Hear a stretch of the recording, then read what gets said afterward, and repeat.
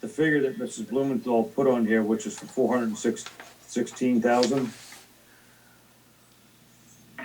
Although that is correct, what we were speaking of was that instead of receiving $190,000, the state dropped it down to 123,000 and change, which is what the original or non-original amount is. So the 416 is not correct, it's 190. We'll change that. Yes.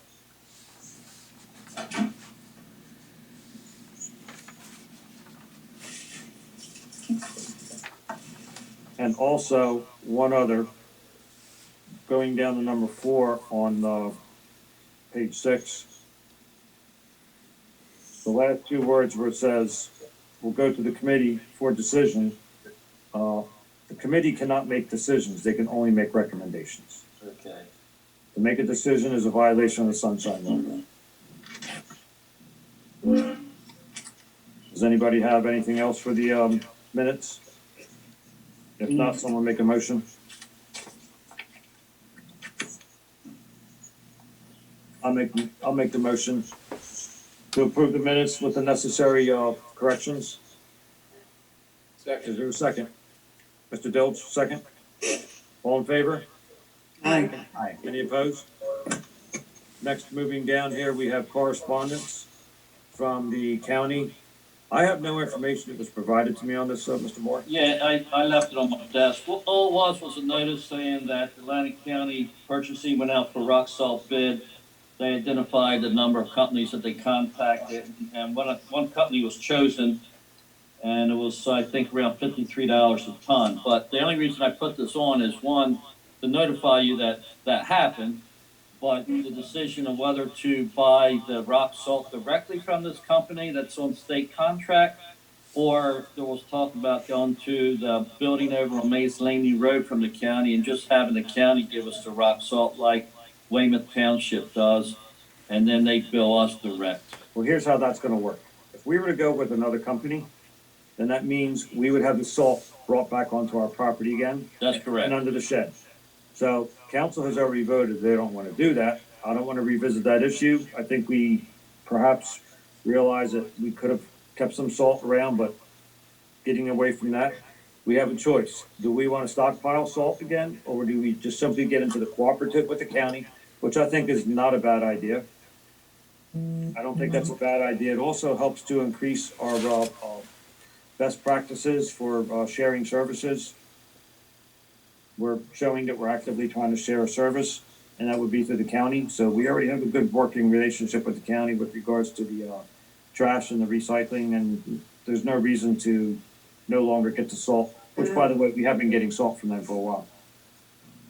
So I make the recommendation that we should be doing the purchasing from the county for the salt. Does council have any objections to that?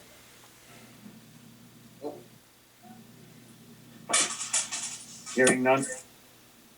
Okay, so, Mr. Moore, just let the county know that we're gonna continue into this agreement, the shared service agreement to joint purchase the salt. Mr. Lafferty, if I may, do you not have to draw up some type of paperwork? Would that be between you and Jim Ferguson to have the interlocal agreement? I believe there has to be a shared services agreement, yes. Okay, so we have to have something drawn up rather very, very quick, or could we just simply have a continuance of the previous shared service agreement that we entered into with them in January, which we never even got any salt because it never snowed, thank God. I'm not even sure you had a signed agreement last year. We didn't. To be honest with you, Randy, we did not. I didn't think you did.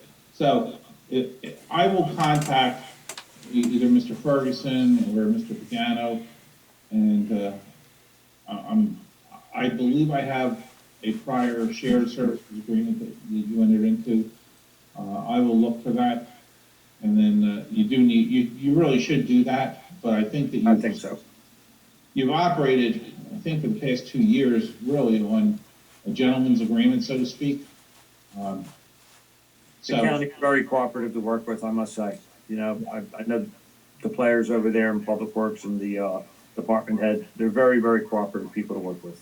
But I do think it's better to do a shared services agreement, so I'll reach out to county council. All right, and then, Mr. Moore, do you want to have, a resolution for the next meeting to, have this interlocal agreement with the, county? I can do that, but I'd rather wait for the solicitor to say that everything is okay, and then I'll put it on the agenda. Okay, but we will have to have that done by Well, whenever. resolution. Yeah, we can do it next meeting, but I wanna see if the solicitor gets the information from the county and, you know, to give me the language to do it, that's all. I have two other correspondences. I got a letter from South Jersey Gas dated October Can fifth. can we do that on the new business? No, this is correspondence. I'm sorry? It's correspondence, and all it is, it goes to all the municipal clerks of South Jersey Gas Company area and Burlington County, Camden, Cape May, so on and so forth. But what they want to do is, that they petitioned on June 19th, 2020 to raise their rates for residential heating service and general service. And they filed this with Trenton with the Board of Public Utilities. So it's just a point of information. I can put it in your box, but they just want to have the clerks have the notice of filing and public hearing for the above referenced matter. And then I just got notice tonight on my iPhone the Atlantic County JIF sent me a notice that there's gonna be a dividend, which they give us every year for our insurance, of $4,679. And then I usually will notify them and tell them to take that off of our next bill. Very good. And we budget the full amount in our budget, and that helps us with surplus. And that's it, Mayor. While we're doing correspondence, I did get something in my mailbox. So I was actually gonna bring this up on the new business, but this is pertaining to the ACUA. I'm going to leave this with you, Judd, and you're to email this over to, Randy's office. But basically what it says is, the ACUA has a proposal for the weekly citywide collection of residential solid waste for a 1-year period of $86,816. So our contract that we have with them now is about ready to become due. So they're asking us if we are going to continue to stay with them, and I would recommend highly that we should. To the best of my knowledge, we've had minimal problems with the collection of trash. We're always gonna have a couple of hiccups, but I don't think we've ever had a company in all the years that I've ever been here where we didn't have hiccups from time to time, whether it was waste management, even when it was, what was the previous one there? Earth Tech. Earth Tech was another one, and there was still yet 2 more. Just so you know, Mayor, I've been in contact with Gary Conover, who handles the solid waste division for the ACUA. And he asked me about it, and I said, yes, council. Obviously, we would want to continue with them because of the success that we've had in the shared services program. He is preparing a contract, and he is going to get back to us so we can put that on as a resolution. So that's where we're at with that. Very important, though, be sure that Mr. Lafferty does receive that.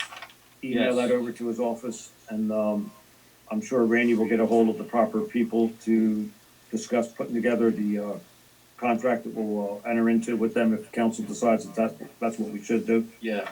I highly recommend that we should. Yeah, How he much did of an copy increase me. does it represent? Excuse me? How much of an increase does it represent, or is it like holding the price the same? It seems to me like it's holding the price the same. I kind of remember that figure. They don't have on there what the previous year's figure was, but $86,000 is probably on or about right.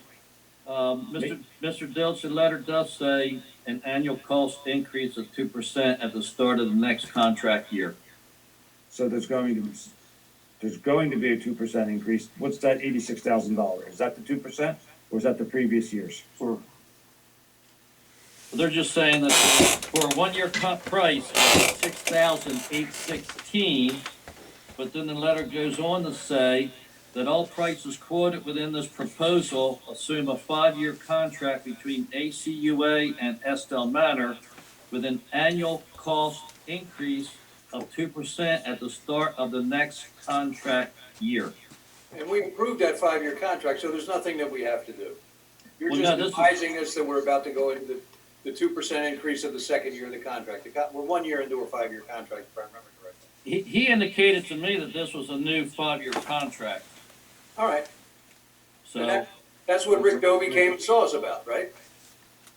Yeah, it's a new 5-year contract, but I still highly recommend that Randy has to have a copy of that there so that we can take the proper steps forward to right. continue to do what we need to do. Right, this is what was the result of the conversation that I had with the ACUA. So this is what they're spelling out.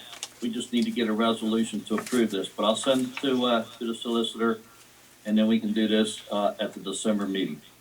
Okay, and one final piece of correspondence that I have is from the Atlantic County Alliance for the Prevention of Drug and Alcohol. I'm going to leave this. This is to be emailed over to our administrator consultant.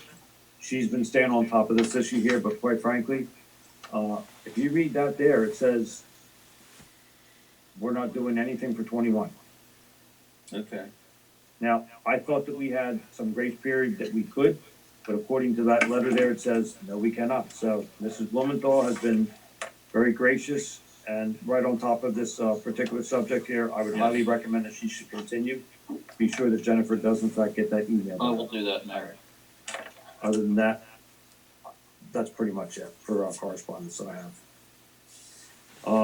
Going down the ordinances here, we have a second reading of the 02-2020 salary ordinance starting range adjustments. I make a motion to open the meeting to the public in which the comments can only be pertaining to the second reading of the salary ordinance.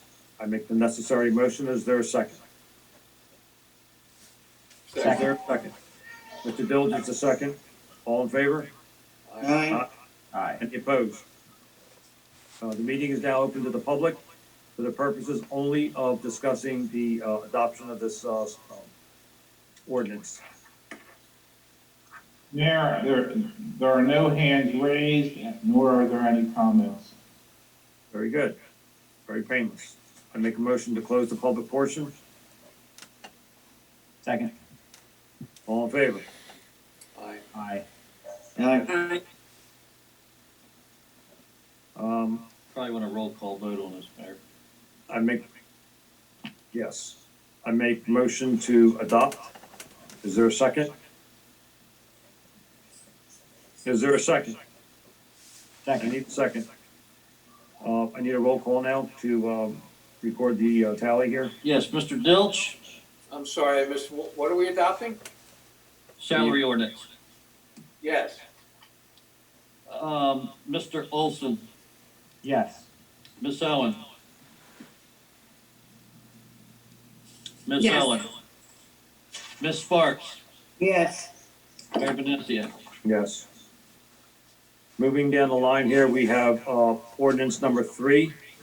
And this is pertaining to the sale of a number of lots here. It appears that there's 1, 2, 3, 4, 5, 6 lots. We all have a copy of this ordinance here, and Mayor, can I explain this? that would be great. I know that you, I authorize you to speak to Mr. Gonzalez on this issue here, so. I did. This will be ordinance number 3 of 2020. I spoke to Mr. Gonzalez. He is the only adjacent property owner to these lots. These lots are useless to anybody but him, actually. These abut his property at the rear. They front a paper street, and they are very small lots, 25 by, I want to say 100 feet. It apparently was an old subdivision that never developed. I spoke with Mr. Mancini. He had certain discussions with Mr. Gonzalez. I mean, there is an assessed value on these lots that really is not in line with what fair market value is. Mr. Gonzalez is willing to pay all in $1,500 for these lots. If these lots are sold, they will go on the tax rolls. There's a requirement that he have a deed prepared to consolidate these lots with the lots that they abut. So it will create taxable property versus non-taxable, unusable property.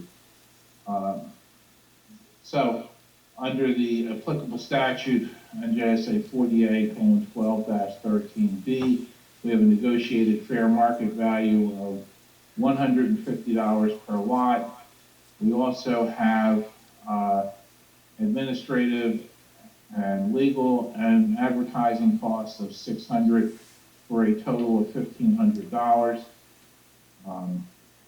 It's up to council whether you want to proceed with this private sale, but I can tell you through my negotiations, he's not going to pay more than that. If I may say something, I think somewhere's on about in the year 2002, Gary Buck was the mayor at the time, and there was a negotiation that took place in which Mr. Gonzalez received several lots, and what was that figure, Randy? Was it $75 for the entire package of what he got? $5 for multiple lots. Yeah, so I think, with all due respect, they are worthless. They could in fact become a liability issue to the city. I do know that there's a number of motorcycles that do ride back through that area there, and I think that they cut through those properties as well, that are city properties. I think it would be in the city's best interest. Otherwise, we're gonna sit here and hold them until the year 3020, and they're still gonna be undeveloped. They're still gonna be worthless. So that's 1,000 years from now. I would like to make the recommendation, we should just simply sell them and put them back on the tax rolls and relieve ourselves of the liability. So I'm gonna do that in the form of a motion. Motion to adopt ordinance on 3/2020 on first read. That's correct. Is there a second? I'll second. Roll call, please. Mr. Dilge, Mr. Dilge, we can't hear you. Mr. Dilge, Yes.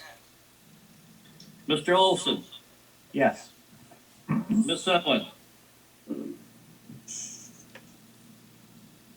Miss Owen, Yes. Miss Sparks, Yes. Mayor Benesia. Yes. So we will revisit this issue the following month at the December meeting to adopt, in which then, if it gets adopted, then we move forward to authorize Mr. Lafferty to proceed to close this out for us and let Mr. Gonzalez be the proud owner of 6 very worthless lots to the city and probably have some value to him. Well, Mr. Gonzalez will have to, he will actually have to bid on those lots. This has to go to a bid now? Well, no, he is the only bidder. So it's not, What's their bid, Randy? We've just agreed that, not agreed, but we've just introduced an ordinance to be able to sell. well, he hasn't offered to purchase, and under the ordinance, which is a standard ordinance, he has to submit a bid on, you have listed a minimum bid. He has to submit a bid with a 10%, with a certified check in the amount of 10% of the purchase price with his bid. Presumably, he's going to bid $150 per lot. But he needs to submit that. The ordinance can't require him to buy one. So, Randy, let me see if I got this correct then. In other words, someone else could bid on these two? No, No, only him. correct. So how has this become somewhat of a bid? I mean, I'm lost. It's not really a bid. Mayor, that's just what they call it. They call it a bid for a contiguous property owner. So he needs to submit the bid. He needs to enter into an agreement to purchase these properties in which the city is wanting to sell. And his submission of the bid is his indication that he's willing to enter into that agreement. So with the introduction of this ordinance, does that satisfy the need to have him put a bid in, or no? No, he needs to submit, he agrees to purchase the lots for the minimum value, and he needs to provide the 10% deposit. Are you going to contact him, or do you think maybe even better yet, you should send him a letter? I'm going to wait until the second reading. I see. All right. Very good. Not to call them worthless. They are not worthless. They're worth at least $1,500. It's pretty technical of you, but yeah. It's worth $1,500, for the package of them to get rid of them, yes. But still, they're unbuildable lots. I used a poor choice of words. They are unbuildable and, of no use to the city, none whatsoever. All right, so Mr. Lafferty, you'll proceed with this here. Once the ordinance is adopted, I will send a copy of it to Mr. Gonzalez. Very good. Thank you. Mr. Lafferty, thank you for your work on this. You did a good job of making something worthy of a mess. Thank you very much, Councilman. Moving down the line here, we have several resolutions.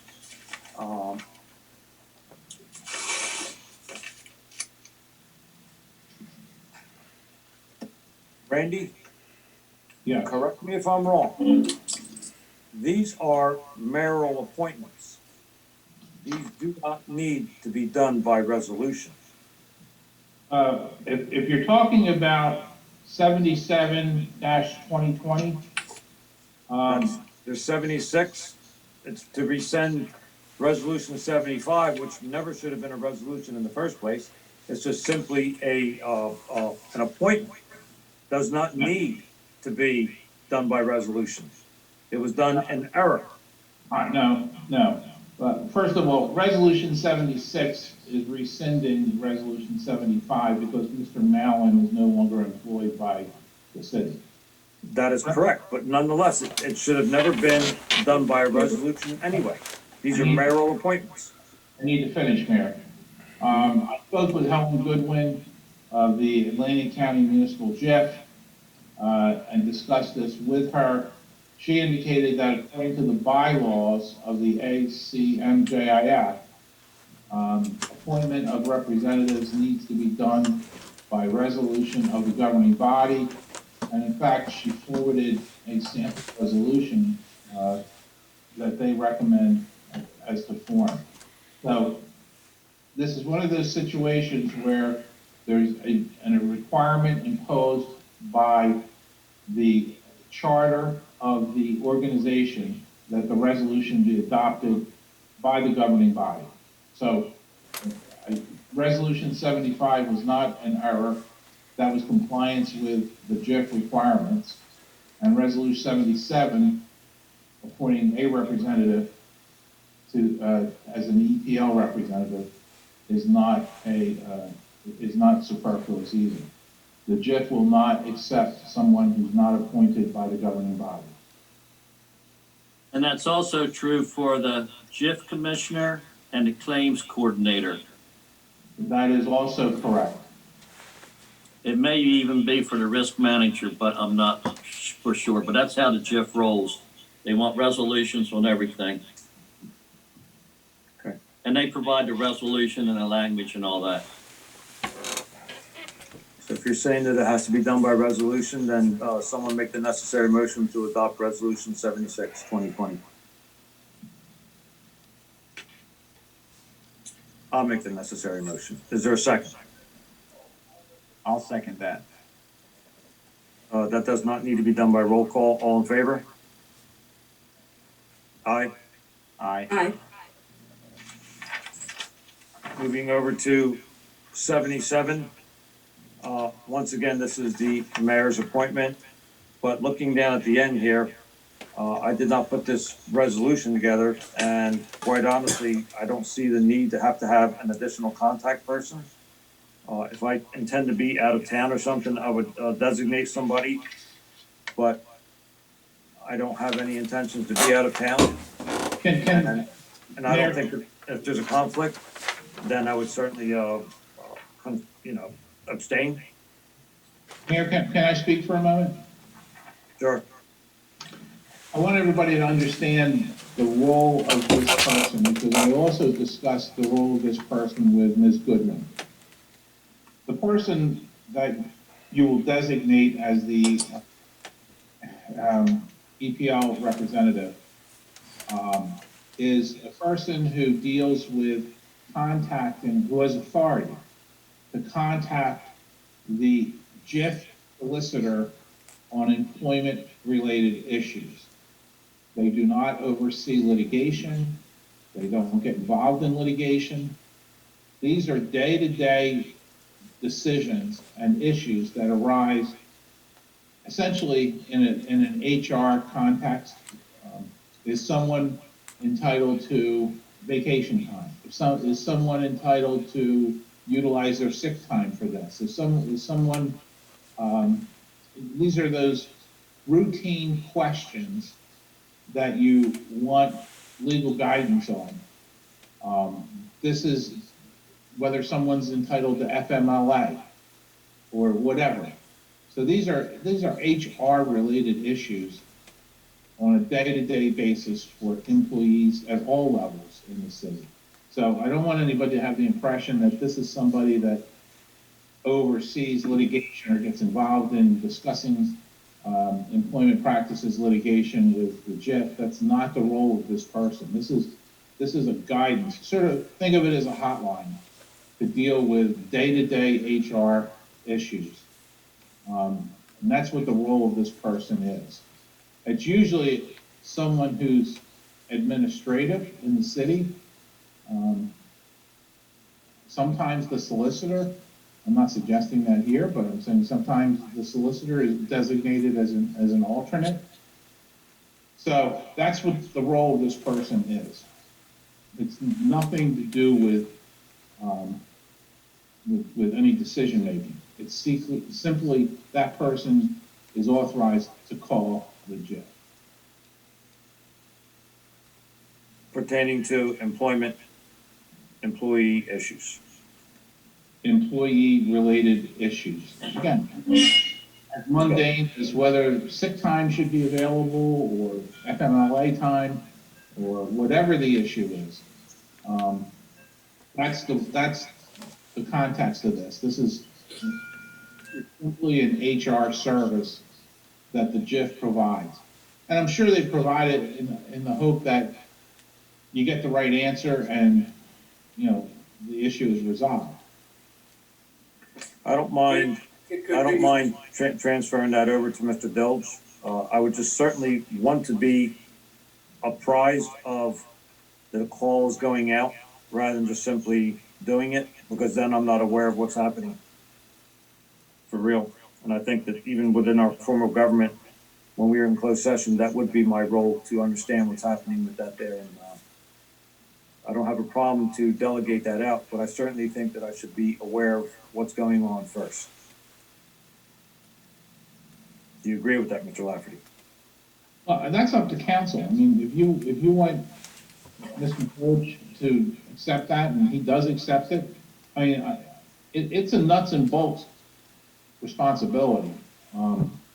If you had an experienced clerk or a clerk administrator, you would probably want to delegate that responsibility to them, so that because they're the ones that are on the front line dealing with these routine issues.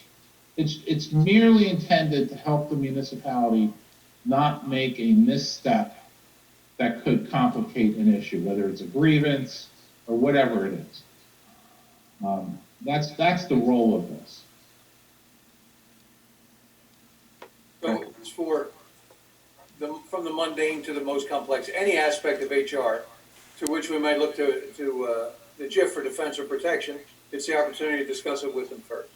Any issue that we may be confused about or in conflict with an employee over. Correct. That sounds about right.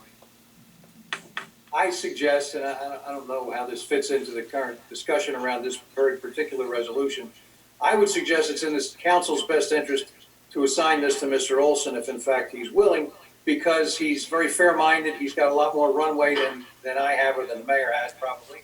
And he has some experience in these matters, given what he does all day long, every day anyway.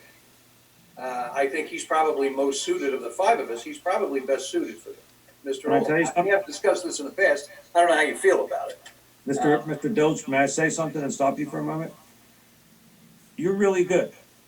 You are really, really good. You have definitely read my mind, because that's exactly what I was gonna recommend that we do. Is, I think Mr. Olson, being that he, with his, employment and whatever else, I think he would probably be the right choice. Not me, but Mr. Olson. I'm going, Mr. Olson, would you take that responsibility?